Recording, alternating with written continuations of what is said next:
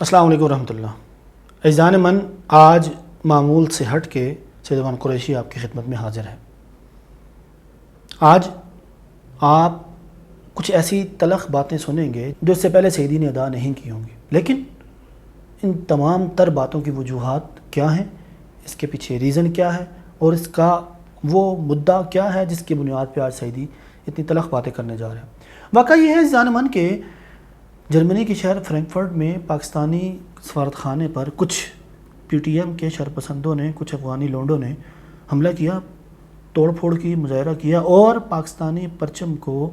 اتار کر جلانے کی کوشش کی۔ اگرچہ جرمنی کی حکومت نے، وہاں کے پولیس نے، وہاں کے سیکورٹی فورسز نے، اداروں نے کچھ لوگوں کو گرفتار کیا ہے، وہاں انشاءاللہ ان کو سزا تو ملے گی، لیکن میں اس پہ اپنا احتجاج ریکارڈ کروانا ضروری سمجھتا ہوں۔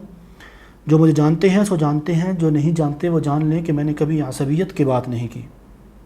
میں نے کبھی وطنیت کی بات نہیں کی، لیکن اگر کبھی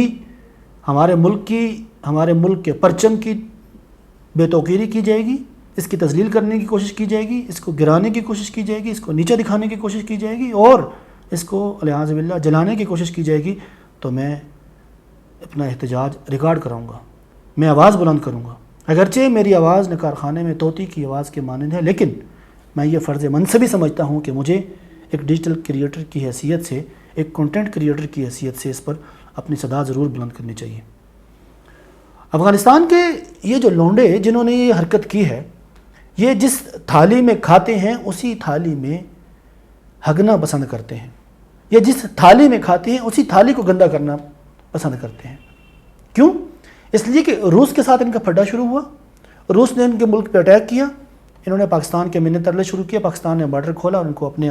پاس آنے کی اجازت دی۔ امریکہ نے ان پر چڑھائی کی، پھر انہوں نے پاکستان کی جانب دیکھا اور پاکستان نے مسلمان بھائی ہونے کا ثبوت دیتے ہوئے ان کو اپنے ملک میں آنے دیا۔ طالبان نے ان سے حکومت لی، طالبان نے ان سے ملک لیا،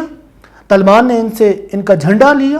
اس کے بعد پھر یہ پاکستان کی جانب بھاگے اور آج یہ پاکستان میں 45 لاکھ کی تعداد میں رہائش پذیر ہیں۔ وہ شاعر نے کہا تھا نا کہ 2-4 سے دنیا واقف ہے، گمنام نہ جانے کتنے ہیں۔ عزیزان من، یہ 45 لاکھ وہ ہیں جو رجسٹرڈ ہیں، 45 لاکھ وہ ہیں جو پاکستان میں قانونی طریقے سے آئے ہوئے ہیں، جو غیر قانونی ہیں، جن کا اندراج نہیں ہے، ان کی تعداد معلوم نہیں۔ یہ KPK میں رہتے ہیں، یہ بلوچستان میں رہتے ہیں، یہ پنجاب میں رہتے ہیں، یہ کراچی میں رہتے ہیں، حتیٰ کہ یہ پاکستان کے دارالحکومت اسلام آباد میں رہتے ہیں۔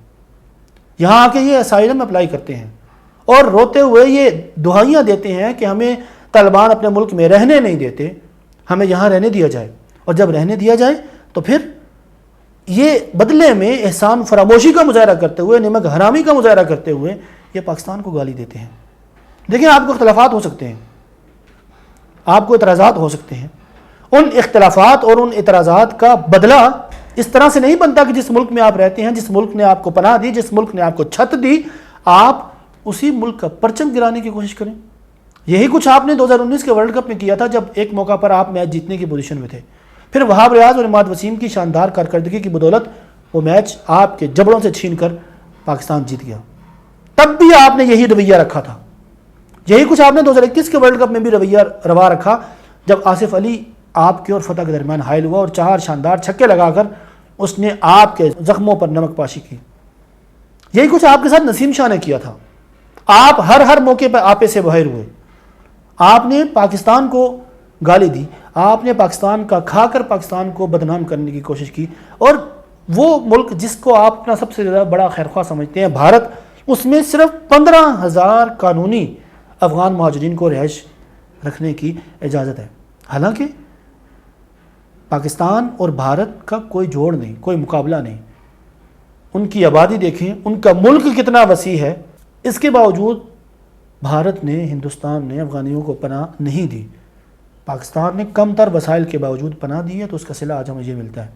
آج میرے سینے پہ لگا یہ پرچم، یہ فرینکفرٹ میں ہوئے پاکستانی پرچم کی توہین کے لیے رد عمل کے طور پہ لگا ہے، اور میں یہ سمجھتا ہوں کہ وطن سے محبت